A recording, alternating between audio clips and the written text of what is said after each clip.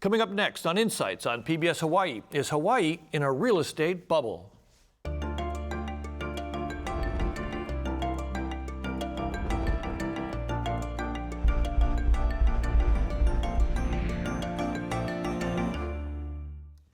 Aloha and welcome to Insights on PBS Hawaii. I'm Daryl Huff with Hawaii News Now. For many Hawaii families, the dream of owning a home seems more and more remote, with mainland transplants are often stunned by the cost of housing when they come to Paradise. Meanwhile, wealthy foreign buyers seem unconcerned about prices as they seek a safe place to invest in the world's fragile economy. So this year, we've seen soaring prices and a sharp increase in sales. Is this evidence we're in a real estate bubble or the natural result of low inventory, high cost to develop, and high demand? Where will Hawaii's real estate market be going next?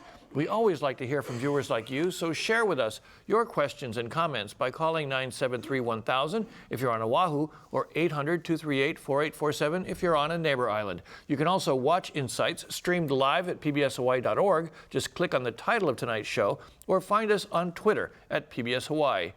Now to our guests. Stephanie Sophos is a graduate of the University of Hawaii at Manoa, where she majored in history and minored in economics. She's a real estate broker and appraiser, and the author of the book Untold Stories of a Real Estate Diva, a history of Hawaii through the eyes of a real estate agent working in the business for the past 40 years. Dr. Sumner LaCroix is professor in the Department of Economics at the University of Hawaii at Manoa and is a research fellow with the University of Hawaii Economic Research Organization, also known as UHERO. In his recent report on Hawaii real estate, Dr. LaCroix identifies several factors that could contribute to the state's high housing prices. Scott Higashi is the Executive Vice President for Locations, formerly known as Prudential Locations.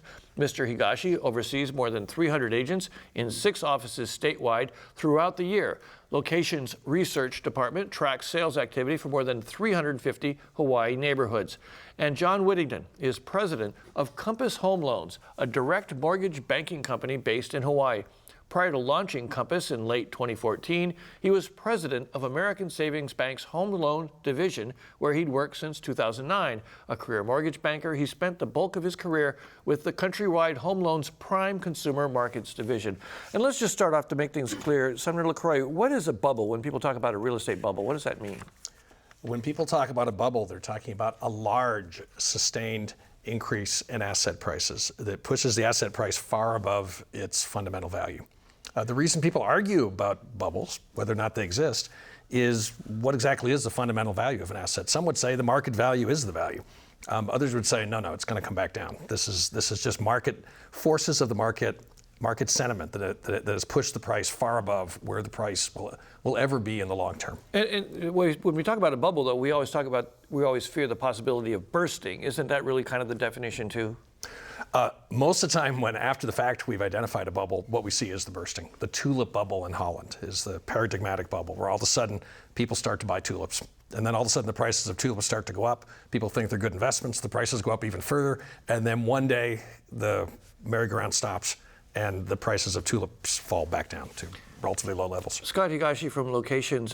In your career, have you seen bubbles, and what does it feel like when you're in one? Well, I think what we saw was after the economic downturn, you saw this dramatic reduction in the number of sales, and then values dropped. But what was interesting about Hawaii in that cycle is Hawaii's values didn't drop in the same percentage that you saw in other parts of the country. So I think part of the insulation in Hawaii has a lot to do with some of the factors you brought up in your introduction, the inventory constraints, a regulatory environment that makes it a little harder to develop.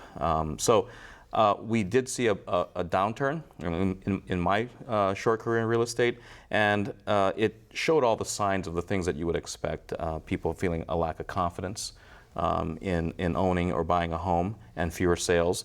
But values, actually didn't fall precipitously here on Oahu. That's not how it felt. No, it's not how it felt. And a lot of real estate actually has to do with confidence and how you feel about that marketplace.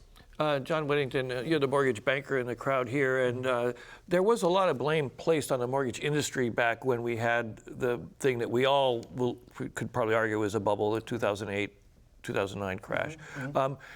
Has the mortgage industry changed to prevent this from happening again? Oh, it's changed dramatically. The token legislation that came behind after that was the Dodd-Frank legislation. And essentially what it did, there's a lot of reasons what led up to that to the mortgage meltdown. And you can find fault along the way, start at Wall Street, start at the rating agencies and move their way.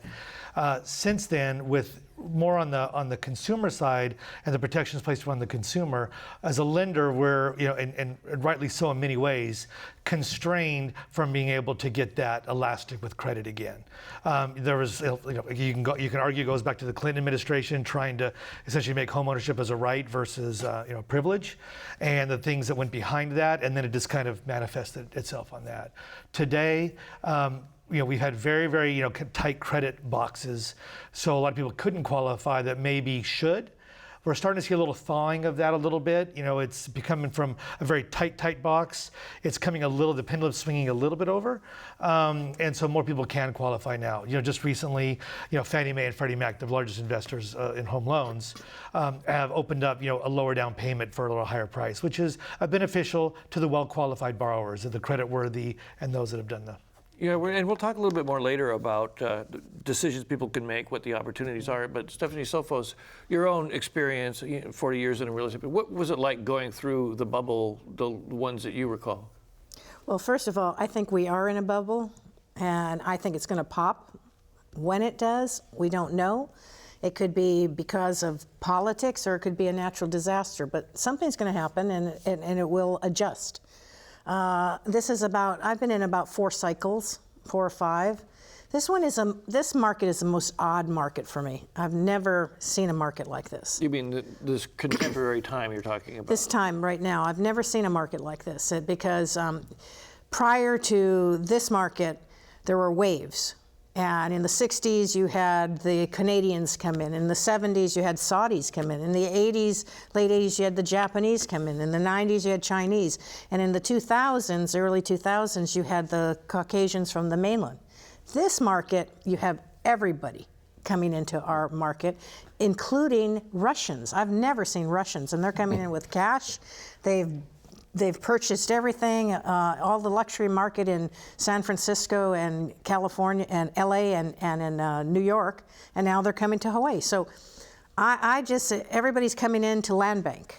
Do you think that this bubble, as you see it, is a across the board kind of thing, or do you think it's just in particular pieces of the market? Because all that description you gave me, what didn't sound like investment so much in, middle class housing, but the high end stuff, the kind of stuff that's going in Kaka'ako and Waikiki. No, I think it's across the board, because I see people investing in $500,000 homes and $200,000 condos and $5 million luxury homes. So it's everywhere. Scott Higashi from Locations. Are you seeing the same thing? Well, there's no doubt we're seeing different kinds of investment. Although I will, my friend Stephanie, she's never short of an opinion. I actually don't think we're in a bubble.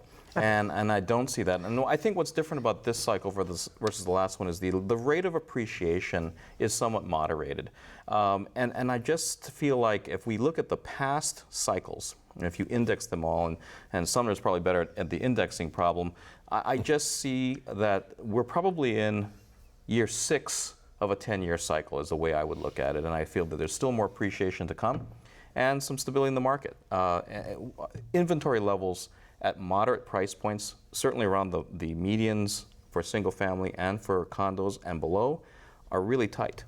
Competition for those properties show up in the amount of bid-ups that take place in those price points. But I do think that in the higher price points, certainly over $2 million and maybe even $1.7 million and up, those are tight markets. I don't think there's enough buyers in that marketplace to support the inventory that's on the market, and that has slowed. So, Sumner LaCroix, so in a situation as described by Scott, even though he may not think that there's a bubble, it sounds like you did have too much building and for a limited market at the high end.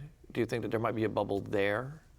No, I actually don't think that there's a bubble. I do think the high end may have had a little bit of a surge in prices, but to have a bubble, you have to have a massive surge. Something like what we saw in Las Vegas, where you're seeing run-ups in the area of 100, 150%, relatively short periods of time. I can tell you that I'm an appraiser, and I do a lot of residential appraisal work, and I do a lot of apartment building work and all that.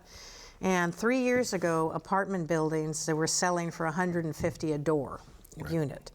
Now they're $375,000 a door. That's incredible. In 3 years? And then I'm seeing places like Diamond Head and Kahala, and they were $1.7 million, and now they're 3.4 in 3 years. That's too high. That's going up too high. So I'll make the argument though that if we look back to where prices were back in 2005, 2006, that was really the height of the previous boom before we had the downturn due to the Great Recession. If you adjust for inflation, if you adjust the housing prices for inflation since then, we've just barely gotten back up to where we were in 2005. I mean, there have been run-ups in prices, but once you take inflation out, it's not that great. And then what would explain this? I mean, I do agree with Stephanie that outside buyers here have always been a force in the market. There's times where they've dominated the market, but I also think that inside buyers are important too. And that if you look at housing prices, many times they're determined by swings in the local economy, not just by how many foreign buyers are here. At the very upper end, the foreign buyers make a big difference. Let me ask John Whittington again. The mortgage business pretty carefully tracks whether properties are getting too high a value for what the mortgage will support, right? You guys watch for this because you're the ones that are ultimately at risk, right? So what are you seeing in that respect? Do you feel that there's a lot of properties that are overvalued? Are people coming in and just paying cash regardless of the mortgage? No, I think everybody's still really careful. You know, I mean, we see the market one transaction at a time because every transaction we do has an appraisal tied to it. So we can actually sit there and say, okay, where are we? Where is it? You know, Scott mentioned earlier the bid ups in the kind of the median market. We see that too. And the borrowers that are buying that market, the appraisers are supporting the value even at the bid up price. And if there is a difference between the bid up price and what the sales price and what the new price of what the appraisal value is, it's kind of, you know, it's marginal. So people are still able to get into those homes because the difference is if you're going to pay higher than what the appraisal is, and you just come up with the difference in cash. Well, it's a lot of cash. You're going to have a problem doing that. And in fact, we're not seeing a lot of that. The cash buyers you mentioned, also Daryl, they're not as prominent as they were 2 or 3 years ago. We had like a 40-45% time where all transactions were cash. Now it's more around the 20 to 25% range. You know, Scott Higashi from Locations, and there's a question from Sam and Waianae. How far can prices still go up if wages stay stagnant? Is this a fair appraisal of the economy? I mean, it is awkward to a lot of people that we're hearing that wages have not risen at a pace, yet we're seeing the housing prices go up. What's the experience of buyers out there in that situation? It's hard. I mean, I think one of the things that we're facing is as wages maybe haven't grown or haven't kept pace on the same pace as prices, there's not more land to build more homes. And the choices then that developers have to make when we're building new homes is you're contending with the regulatory environment, higher construction costs, which are going to drive the prices of homes higher. And then as you have people with low interest rates competing for homes, so as John mentioned in these bid ups, for example, in Ea, Pearl City, Mililani, Makakilo, you're seeing up to 25% of the homes are going for more than asking. And that doesn't count the homes that actually went at asking. So in some cases, not only are prices meeting the market based on the demand, but they're exceeding those prices. And the dilemma is, I don't think we can build houses fast enough to absorb that need, and so it is a dilemma. And I would agree with the individual calling with the question that I don't know that wage growth and home prices are keeping pace with each other in Hawaii. Senator LaCroix, is that what do the numbers show? Medium wages.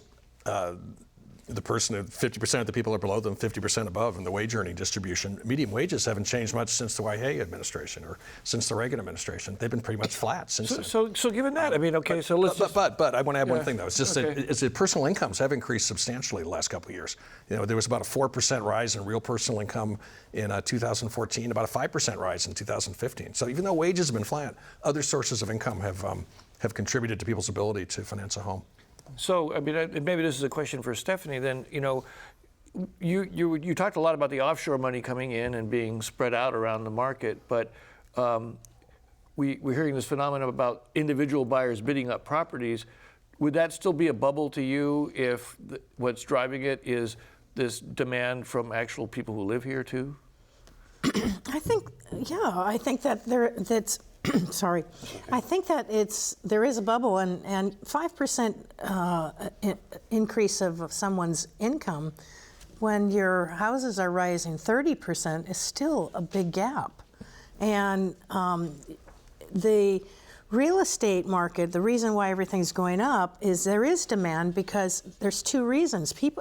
The local people want their piece of paradise, and the investors want their piece of paradise, plus they want to invest in a safe environment. An investor came to me and said, I want to keep my investment in where the greatest military is located so that I will know that my investment will be protected. Said that to my face, and I thought, wow, that's interesting. Yeah, in fact, I just got a question. How much does the huge military presence affect housing costs? Huge, huge. Does everybody here agree about that, or is it? I mean, do we have a large enough population to affect the whole market? Well, you have a lot of military who have their military allowance, so they can go in and rent at a much higher level than a local person can. So that drives up the higher, you have a higher rent, which is a higher income of return investment, which means higher prices. So people will go out and buy a bigger house, renovate it, and rent to somebody who can pay for that higher rent. Of course. This is an interesting question, and I think that one of the things that we'd like to explore here is the effect of a bubble on the actual decision-making process that goes on in, say, a local buyer. So the question, what should a home buyer do if he or she is looking to buy? Let me start with Scott Higashi. Is it still time to buy, or should people be nervous? I don't think people should be nervous, and I do think it's time to buy, and that's largely tied. I think affordability in Hawaii has a lot to do with interest rates, and the interest rate environment has been very favorable. I think folks have gotten used to this as a new normal, and so when you see interest rates, or the thought that interest rates are going to go up, people start to actually flood the market and think, okay, we better hurry. I mean, I think the first thing is a lot of folks are so afraid of the process they don't even go and get pre-qualified and find out what they could afford, and a lot of times that surprises them. They also underestimate the amount that they need they overestimate the amount they need for a down payment. And so part of the process is to explore that affordability first, and then the world actually opens up. It's not true that there's nothing available in every price point to buy. That's simply not the case. I think one of the barriers is the fear of the process, and then thinking, well, I read the paper, it's so expensive, I just don't know how we're going to do that. In fact, a lot of people are paying rent at an equivalent level of what a mortgage would cost them per month. And because of that, maybe the barriers or the fear or the perception, they don't take those first steps. And I think it's a great time to do that. John Whittington, a call from Tom from Waikiki. What role does the mortgage industry play in raising the cost of housing? And as Scott just brought up, you've had this pretty consistently low interest rates now for a while, and he's describing sort of people maybe coming to the table now going, oh, maybe this is real. I mean, what do you think? Do you think that these costs that are going up might be because these interest rates are so low? And then what happens if suddenly interest rates peak up? Absolutely. With the low interest rates, that expands affordability, right? Because your payments are lower, therefore you have to make less money to be able to afford it. And as interest rates do go up, then the affordability gets compressed a little bit. So definitely interest rates have an impact on Hawaii housing.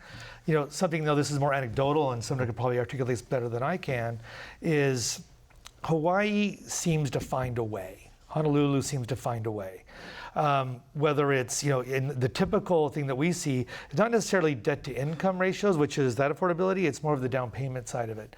And so typically, you can get 0% down, you can get 3% down, and not be a veteran. I mean, most people, and a lot of people don't know that, but sometimes you may hooey up with a family member or with, extended family or parents and do something. And it seems to happen. Well, in Hawaii, finding a way, we're giving away quality of life, though. Could be, if that's your definition of quality of life. I mean, I'm not here to argue what's someone's definition. I got that. But some people really, enjoy having, multi-generational living in their homes. Whereas, I went away to college. My dad turned my room into a den. I'm looking forward to that myself.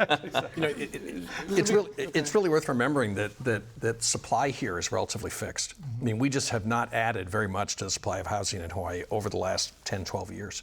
Ho'opili, which was, the Supreme Court has just allowed to go through, that's been in the planning process for over 10 years. Koa Ridge has been around for a long time in the planning process. Those are the only additions, and Coal Ridge still hasn't been approved, but Ho'opili with about 12,000 homes that's supposed to come in over the next 20 years is the only big housing development that's going to come in. Yeah. That's maybe about 500 plus homes per year.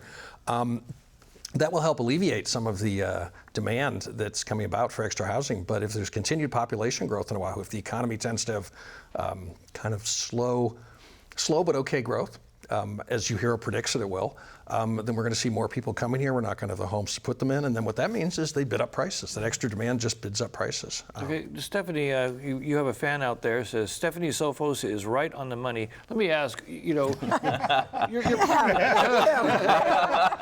since you're pretty much alone in the fan. But why do you feel it's important to raise this alarm? I mean, saying we're in a bubble is an alarming thing to a lot of people. Why do you feel it's important to sit and get out front on that? Because you need to be aware of what's going on and go into your investment with open eyes. I tell people that if you're, and I'm doing transactions right now, and I tell people, if you can afford it, buy it. Because historically, Hawaii property has always gone up. It goes down sometimes in recessions, but the recessions have been much more mild than on the mainland. When the big Great Recession came, places went down from 10 to 70%. In Hawaii, it went down to 10 to 30%. So it's a good investment here, and if you can buy and hold, do it. If it's affordable, if you're going to be like this and struggling every day to try and make that mortgage payment, and you're crying and you're worried that you're going to make that mortgage, don't do it. But if you can do it, and it can be a reasonable expense for you, in 10 years it will be a great investment. It might not be a great investment for the first 2 or 3 years, but in 10 years it will be. And it is a gut-wrenching experience to be underwater on a mortgage. Sorry, Scott, you wanted to... But not that many, excuse me for interrupting you, but not that many people in Hawaii had that situation. We did have foreclosures here, but not catastrophically like Las Vegas, Arizona, San Antonio, in parts of California. So because again, what Sumner said is that people will come here, and there is a great desire for local people to want to have their piece of paradise, and people coming in here want their piece of paradise. So that will continue to drive the prices or keep stability. Maybe the prices will stabilize and go down with the recession, but it will keep everything stable. Yeah, I'd like to add on a little bit, Stephanie, if you don't mind.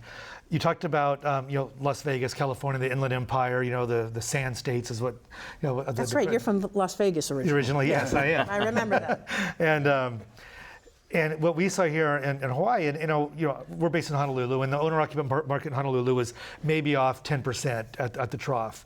Where we saw the big impact was in the residential resort areas: Kihei, Wailea, Kona, Poipu, Ko'olina, right? Because we had a lot of the mainland buyers talked about earlier, and they came in and buy it, and they were buying it levered up at their homes in California. Right. Did here when that market hit. So that was areas that were most impacted in Hawaii. So and so I think it's important when we honor that happened there, but that was mostly on the leisure mainland market. The owner-occupant market has stayed pretty strong through even through the worst of the. Yeah, and I agree with that. I want to agree with something Stephanie said. The interesting thing about of home ownership is you purchase the home, and you fix your payments, right? And I think when people think about the threat of a bubble or the dangers of those things, it's really in the event of selling. So if you buy a home and you live in it, your payments stay the same, your debt over time is going down, and values do go up in Hawaii. I mean, historically, values move up. Maybe they don't move up in year one or year two, but over time. And it's hard to find a 10-year period of ownership where someone was upset with the decision to buy a home and live in it. And so I think home ownership is still the right path. If you were thinking about buying a home, try 2 different scenarios. So one scenario is that the world economy weakens a bit. The dollar continues to appreciate. That drives foreign buyers away. So the foreign buyers leave the market. That's going to be downward pressure on prices.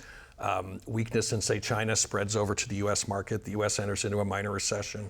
fewer visitors come to Hawaii, we could enter into a recession. That's not an implausible scenario. But there's certainly other scenarios out there. The U.S. economy is relatively strong. We could continue to get lots of visitors coming from California that give better incomes to people in tourism jobs. So we could find that some of the stock market weakness in China means that people want to get some of their money out. This is a good place to park your money, somewhere in the U.S. U.S. real estate investment is relatively safe. The government doesn't come and confiscate your stuff. And then the Chinese economy underneath the asset roiling is still relatively strong. And we may still find that even though the stock market, a small part of the Chinese economic scene, is not doing so well, we may still find that there's lots of wealth being generated and that people want to start to come here and just to continue to park money here, even if the exchange rate's not so advantageous. So, I just want to know, you can come up with different scenarios for where the Hawaii and the world economy are going, and it's worth thinking about them if you're going to buy, because we could, if a recession is always going to happen. The only question is when. You're talking about, again, though, and the same thing that Stephanie brought out, is this offshore money coming in and the movement of offshore money in the world economy. And, who can do anything about that, right?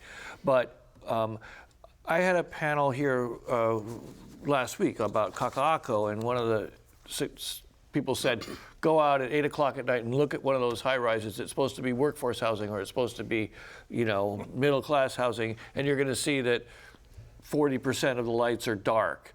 I mean, is it true that we have so much of that offshore money in here? And I know that they'll say, oh, this is an LLC, it's a locally registered company. They say these are local buyers. But, what do you guys think is really, is there a lot of people from offshore buying into our real estate? I think statistically, when you looked at 2014, on the residential side anyway, from what we could tell, it's about 11 or 12% of the market.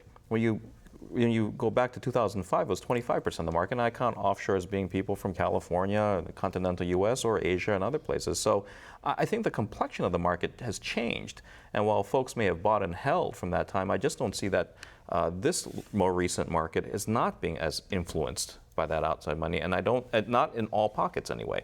Now, whether that means I think they're present. I think that offshore money is present. I think it's necessary, by the way, and I think part of the buildings that you see coming up in the urban core require new markets to open. Stephanie, let me ask you, though. I agree to disagree with you. Absolutely. Well, go ahead. I could see you leaning that way. I mean,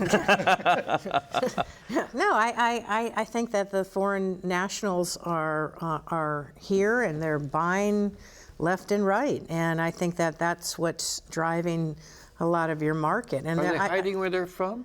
I think that, well, I do see a lot of them going into Hawaii LLCs, and so it looks like it's a... LLC is a limited liability company. Right, you can form in Hawaii and appear to be... Right, and it's it's a corporation. And to bring their money outside of their countries, with their governments, they're having to establish a business, and whether it's a rental business or whatever they're doing, they're establishing it and bringing it over here. I mean, I do a lot of appraisals, and there's a lot of foreign national names that I see that are not local people, and they're in every market. Let me ask Senator LaCroix, I mean, is there any scientific tracking of this number, and is there a red flag that goes up at some number? No, not. I mean, DBED has a nice study that they've done recently of foreign buyers in the market. No, I think another phenomena, of course, that we're seeing is the spillover of tourists into the market. We're seeing that we haven't built a lot of hotels in recent years, and yet visitor days has been increasing. And where are those visitors going? They're spilling over into the neighborhoods. They're in the B&Bs? That may also be another effect, which is pushing up prices. There isn't a really good study of that done yet. Okay, we're going to move on now. I want to remind our audience that tonight we're exploring whether Hawaii is in a real estate bubble and other trends in the residential sales market. We'd like to hear from you, so please call, email, or tweet your questions and comments. Call 973-1000 or 800-238-4847 if you're calling from a neighbor island. And I've already got a ton of calls, and so let me kind of go through these crisply. That's because we're so charming. You guys are bringing them out, I tell you. So what should a family do that makes the median income in Hawaii? Can they afford a home? Do they need to pool their money with other family members? Now, John Whittington, you mentioned this phenomenon, but really, when we talk about the median income, and anybody can weigh in, is there something to buy? Absolutely. I think Scott hit the nail on the head earlier, which is no matter where you are in the market, there's something for you. I would say on a median income, you can get by even with 0% down as long as you're in areas that are eligible for USDA guaranteed rural housing. And so the nice thing about that, it's zero down. Your loan is guaranteed, so the lender is safe in that regard. And they're actually really careful to make sure you don't have too much debt against your home. So that's an area that someone could do, and I'm just that's just one that comes to mind. Obviously, if you're an honorably discharged veteran, you've got VA available to you, which is also 0% down, guaranteed, and then you've got up to like 3.25% down on FHA. So there's many ways to get there, and I think Scott hit the nail on the head earlier. Was talk to a lender. Get pre-qualified, get pre-approved, pull your credit, let's look at your income, look at your assets, and really tell you where you can go, and then connect you with a real estate agent, and then go out and find the property that works for you. Scott, I was going to say, you had a panel on Kaka'ako, and in that corridor, there's a building coming up that actually will be for people who are making 100% of the area median income, and in some cases less. And I think the two high-rises that will be coming up in the near future actually are designed for folks in the 80% of the AMI and up to 120. Now, does it solve the whole problem, and is it going to still be competitive? Absolutely. But I do think that there's going to be options. But for someone in the median income, they're not going to be able to buy a single-family house right out of the box. Not anywhere in an urban area. Possibly not. And I think that's where the choices come in. I mean, it's absolutely true. The reality of our market is certain neighborhoods are higher priced and make it difficult. There's no doubt about that. Although I did see a Kaimuki house, which was 800 square feet for $560,000. 2-bedroom, one bath. 2-bedroom, 1 bath on 2,000 square feet, but so it was a starter home. I think I saw the line for that house running down the street if people wanted to buy it. Certainly, another thing that we're starting to see is families that are squeezed into a home. There's lots of people living in that house. They're thinking about, let's add the second story. Let's add the third story if it's allowed. Okay, that takes a whole other issue because the construction costs are so high right now. Construction costs so that adds another little barrier to. Real quick question. I don't know that we have a lot of leasehold places anymore, but this question still kind of haunts some of these properties. It says leasehold, and it's a lot cheaper. Scott Higashi, is leasehold safe to buy? It depends on the length of the lease, and generally speaking, there are not that many left because a lot of them have either purchased the fee or during the period of conversion, there's been a lot of that took place. So you just got to know what you're buying. You got to know what you're buying. Okay. Now, a couple of questions about people trying to, I think, read the market a little bit. Question: are people buying homes they can't afford, like in 2005, 2007? Scott Whittington, you're the mortgage guy. Are people buying houses they can't afford? Well, unfortunately, fortunately, no, because if they're getting a mortgage. I can't speak for the ones who don't get a mortgage. I'm a mortgage guy. So the ones that get a mortgage. Need a mortgage, you can afford it. Right? The get a mortgage we're actually bound. We talked about Dodd-Frank a little bit earlier. It is very restrictive in a way. We have to do what's called ability to repay, and so you cannot do the loans that someone, even if they've got this great occasional commission or bonus income, you're still looking at that income over time and can they afford that mortgage? And if they cannot, then actually we get in trouble with our regulators. So there's a bigger picture than this, and so things get overextended because maybe your job changed the day after you close your loan. That's something we can't obviously have foresight on, but we validate everything actually right to the day before loan funding. We're validating their employment to make sure they're there. In Hawaii's market, which has always been cyclical, right? You're always trying to read the cards, look for the canary in a coal mine. That's going to tell you, that the boom is over and the drop is about to start. Roy from Waikiki, what will happen if a lot of home sellers start to cash out and sell? Sumner LaCroix, what do you think? Well, I'm not quite sure why that would happen. I mean, I think if people, there's a big demand to be here.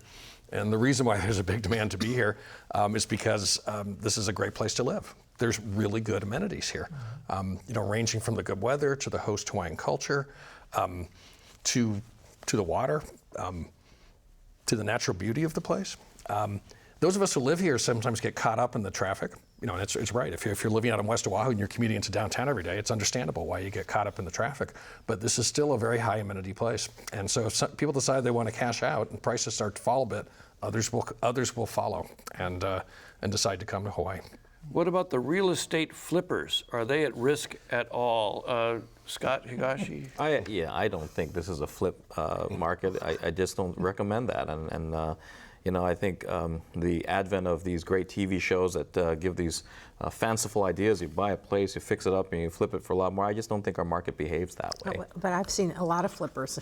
Sure. And I think you got to be good at it. Well, I don't know if they're good, but they're doing it, and some of them have made money, some of them haven't. Sure. But flippers will get burned in the end because it's too expensive, but they're buying it for $500, they're putting in $150, they're flipping it right now. Kailua is incredible. You know, Kailua. Coconut Grove was always considered the dregs area, and because it was small lots with single family construction, and last year it hit $1,000 a square foot.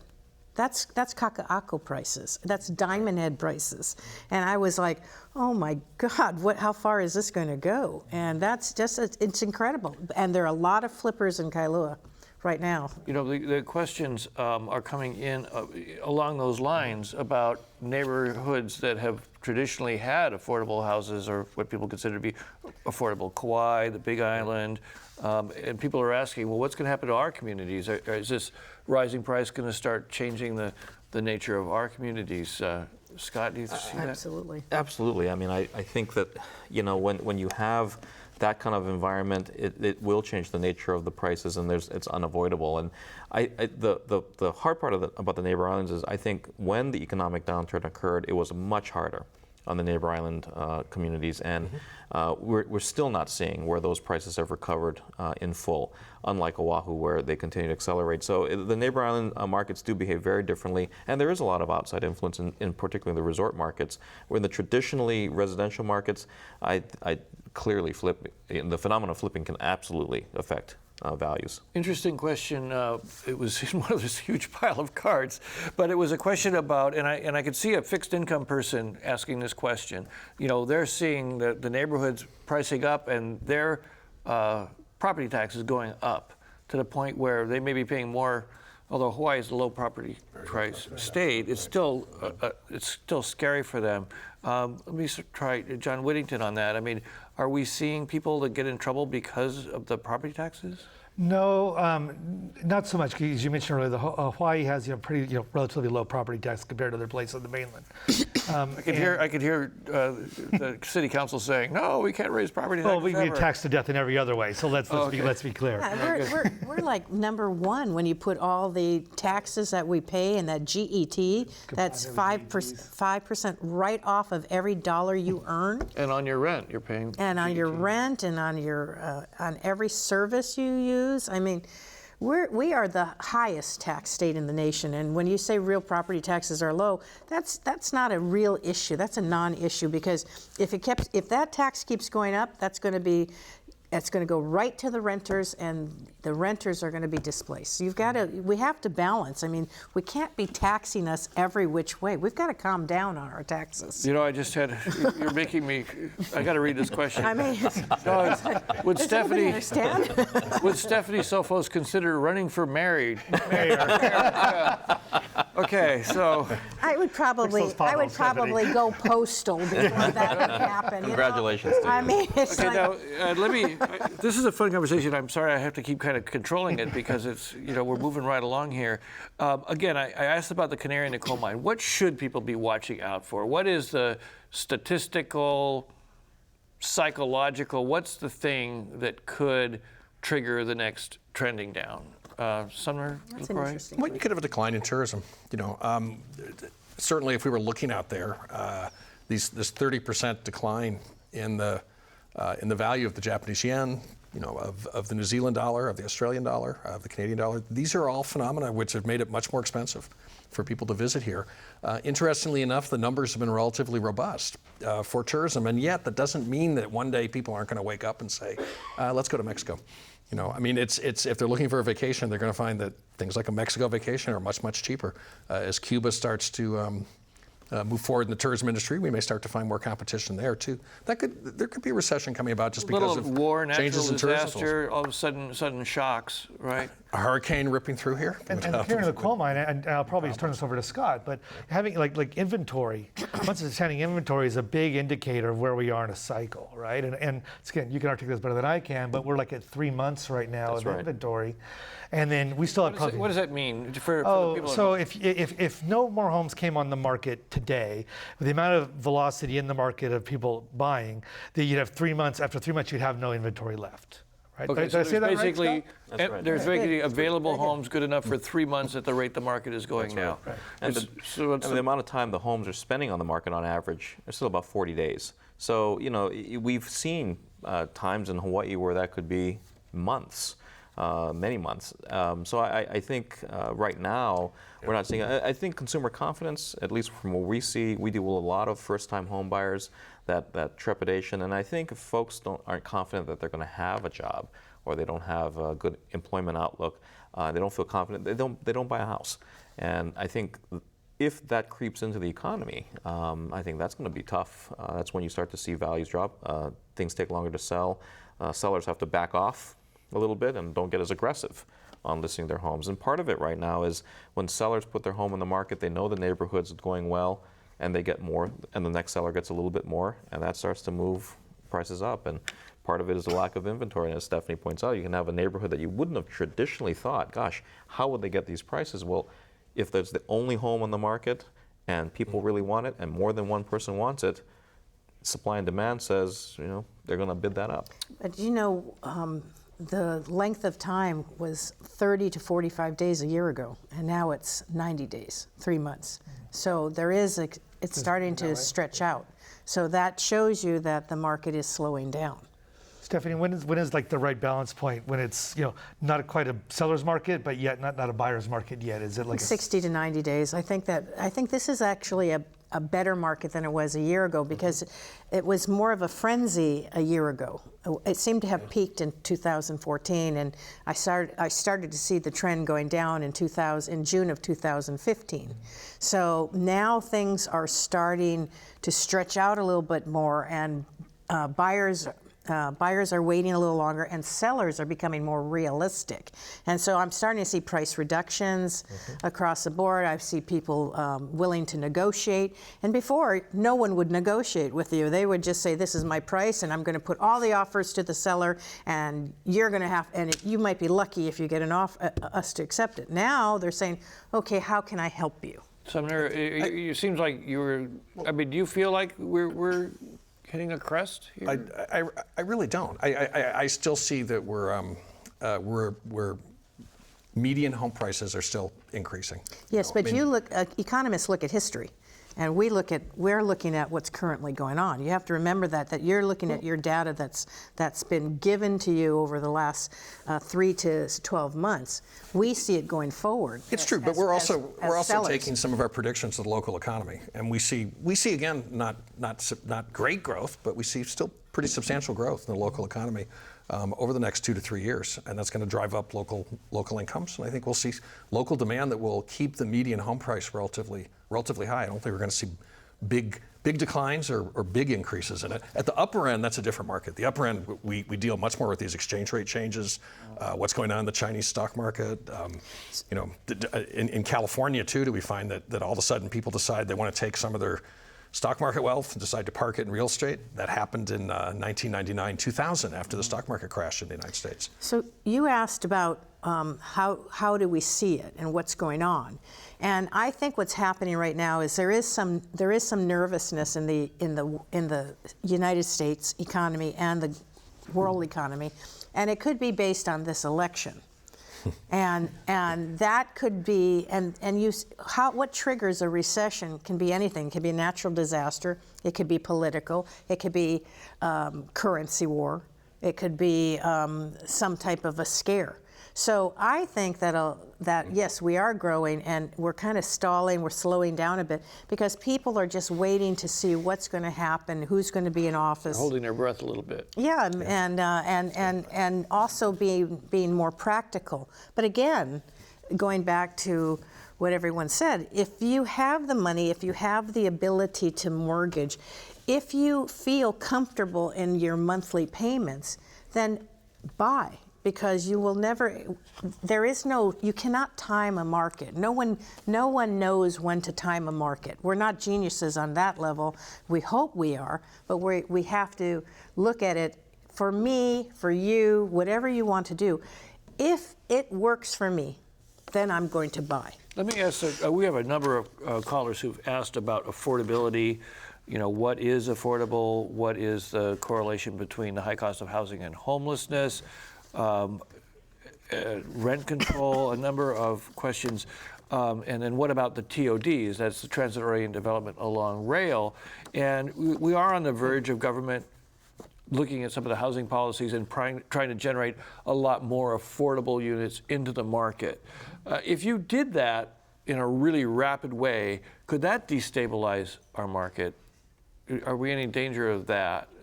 Well, first of all, I think we need to build more. Yeah. I mean, there's lots of controversies about, do we want to have new greenfield development? I mean, that's just a big controversy. Do we want to build up the middle of greenfield development is you're building on ag land, or you're building on land that hasn't previously been developed. And I think that's where the big controversies are in Hawaii. I think it's much less controversial to have development, to have redevelopment on already developed parcels. And if the housing crisis is going to be ameliorated, not solved, but ameliorated for people in middle and low incomes, we're going to have to build more in those areas. And I think transit-oriented development is one place for the state, in particular the state, to take a look at its lands and to think about how can we get these lands in the hands of developers who are going to build workforce housing, but at the same time not necessarily earn windfall profits out of the whole deal. See, I'm concerned about build it and they will come. Right. That mantra that everybody talks to me about. I'm really concerned about we need to build, we need to build, we need to build. I want to see infrastructure. I want to see, we're right now, the city is renovating their sewer system, but they've stated they're not increasing the capacity. You want to build 12,000 new homes, where are you going to put the poop? I mean, really, our sewer lines, our storm drains are the only in the state. We're the only one in the United States where when it rains heavily, the storm drains go into our sewer, it backs up, and then we have raw sewage everywhere on the beaches for 2 or 3 days, and that affects us as people and our love and where we want to live, and it affects the tourism. You've got to build some infrastructure if you're going to build houses, and I don't see that happening. Let me, throw something out. There is in the governor's housing proposals that did go to the legislature, there was money for infrastructure and there was money for affordable housing, and there is this opportunity around the rail stations that they're talking about, assuming that they can take care of all the poop that's generated by these houses.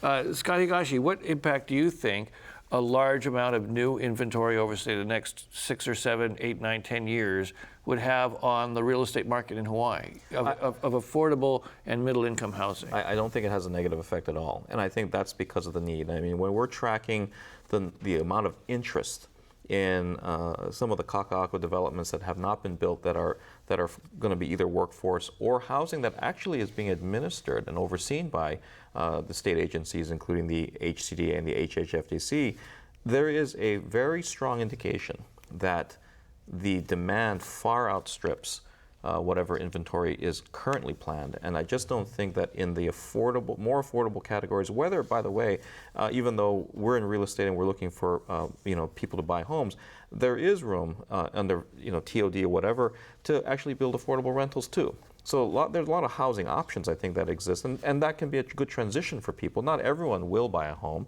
but if we can provide better rental opportunities that are near rail stations, that could be very beneficial. So I don't think either of those things will have a downward effect on the market. The question becomes, and I think Sumner, and if you look at higher priced condominiums or higher priced homes, I just don't know that the absorption's there for that, and I think that is a danger. Okay, so a couple of callers now. Moving now to the what is it that makes just building housing expensive in Hawaii? We haven't really explored that yet. And caller's neighbor builds houses and does not make much profit. He thinks the high costs are driven up by realtors. I don't quite. Hey, be careful. It's not us, it's a mortgage broker. Oh, okay. But I mean, we talk and the government talks about getting involved in this housing business in a much bigger way, But really, the way we do our regulatory structure, are we capable of building things that people can afford quickly? Sumner, let me throw that one at you. Well, I don't think we necessarily have to have it that if you want to do a housing development, that it takes 10 years to get through the regulatory process. I mean, I think this is the type of thing that the state and the city ought to be looking at to try to figure out how to streamline the process. That doesn't need to work together. Work together, yeah. Hold on, Daryl. Let's not go. Come on. You said But the regulatory process still needs some reform. It's still very complicated, and I think we really have a double veto regulatory process. You know, if you're trying to build on, say, land that's currently zoned ag land, you have to get it reclassified by the state, and then the project also has to be approved by the city. You know, and if Honolulu doesn't approve it, there's no other place to go to. On the mainland, if a suburb of New York doesn't approve it, you go to the next suburb. You go to the next suburb. If you have projects you think are useful for New York, for people in the New York area, there's hundreds of jurisdictions you can build in. Here, there's just one jurisdiction, and the state government holds a second level of approval on those developments. That's a big deal. We need to be thinking more about how to streamline that process. This is a really fun question, I think, and I wanted to get this in. I think panel chosen is not representative of local residents. I know you guys are all local residents. No one is defending gentrification of local people within a state. I mean, I think it means criticizing gentrification. You know, are we headed for a fundamental change in the way Honolulu in particular looks? And should we just get used to that idea that the old rustic neighborhoods are going to get drastically changed? absolutely. Go ahead. Absolutely. I mean, a lot of local people are having a difficult time affording what they have, and it's going to come to a point because that people will have to sell and leave. Because my own niece left a year ago. She couldn't afford to live here, even though I was willing to help her. And her in-laws were willing to help her. Just the amount of cost to live here and to get a bigger house was just too much money. So it's going to get to that point that some people who cannot compete with your people, and it goes back to jobs and what type of education and what type of quality of jobs and how much money. You can't, you know, your days of living on the beach and getting fish where all the fish are fished out because there's too many fishermen and we need to balance, there's no balance. And so people are going to leave. It is going to change. Things are going to change and you have to get ready for it. You know, with that question also goes back to our regulation question. I mean, people saying, "Oh, don't change what we have." Scott Higashi, do you see in your sellers, for example, and maybe your buyers, they're looking for neighborhoods that just aren't going to exist? Well, I don't know if they're looking for neighborhoods that aren't going to exist, but you know, homes grow old, and you know, we have a lot of neighborhoods that were developed 50, 60 years ago. In the insurance market, you know, to pay for hurricane insurance on a single wall home versus the new modernized homes, there's a substantial cost difference. So in some cases, homeowners look and say, well, I've got to repair the home anyway, maybe I should build a new one. And even though that sounds critical, there are other factors. It's not just the housing cost, there's the cost of insurance and insurability, and homes start to fall apart. So there's a lot of homes where you know, a generation of folks have lived in. New buyers come in and say, gosh, I really want to change this. I want to renovate it. I want to make it better. And people will do that. And I think we've forgotten that people did that at one point. And that's free enterprise. That's what the system Yeah, is. an example is Kahala. Kahala, in the 50s were pig farms. And then they came in and they had built all of Blackfill and other developers came in. They built these single wall construction homes. They sold for $18,000 in 1959. And then those homes sold for $1 million. Then they tore them all down. They're building McMansions. And they're coming in and it's a whole new, different place. I mean, I went to Kahala Elementary School as a kid. I don't recognize any of the neighborhood. This is an interesting question, and I think that we've sort of answered it, but let's state it straight out. What does the panel think about legislators making it illegal for non-Americans to buy property in Hawaii so we have more of a chance? And the second question, it seems like we're accommodating outside interests. Are we trying to make an easy buck, or are we truly helping families, local families? Someone, LaCroix, let me ask you, is that factor of the outside money really affecting the middle class buyer? You know, we've had outside money here for a long time. I mean, we've had U.S. mainland money here since the 1950s and 1960s. In particular, since the jet plane came in 1958. You know, that money's been there. Then the Japanese money followed. I mean, you give a pretty good history of all the different monies that have come through here. I do think one thing that's just absolutely critical is even if we're not going to do greenfield development, even if we decide we're not going to develop much on the North Shore, we're not going to develop much on the Windward Coast, we're not going to go up through the center of the island, we do need to come up with more dense development in the urban corridor. Otherwise, we're going to find that exactly the scenario that you put forth, people are just going to say, I can't really live here, I have to leave. I think if we do some of that additional dense development, we're going to find that more people are going to be able to afford. You know, as a person that lived here most of my life now, and you were on an island, and eventually, aren't we going to run out of places for people to live? And then what happens? We're going to sink. We're going to sink. It sounds like, and I think I agree with the argument, which is we don't have enough developable land, right? And there's a supply and demand, and the fact that is the legislature going to outlaw non-domestic buyers in here? I would think the legislature's been better spent time. Where can we find transit-oriented development? Where can we expand our development opportunities and the entitlement process? Right. It's also useful to think about a city like Denver compared to Honolulu. You know, Denver, as more people decide they want to live in Denver, as the economy prospers, you get more inner city development, but the suburban rings start to expand. I mean, they move out into some of the farmland around Denver. They move out into some of the fields and rural areas. I think you're going to have more development and redevelopment because all the roads are going to be a parking lot because there's no infrastructure. And that's... and on that, appropriate Stephanie got the last word. Thank you. First and last. And mahalo for all of you guys for being with us. Next week, we'll examine the state's shortage of medical doctors. Hawaii's nearly 900 doctors short of what we need to meet our medical needs, and this shortfall is expected to grow to 1,500 physicians in the next 5 years. It's especially severe on neighbor islands where many patients go without care or fly to Oahu for treatment. What will it take to attract and retain primary care doctors and specialists on our neighbor islands? That's next time on Insights on PBS Hawaii. I'm Daryl Huff. Ahui ho.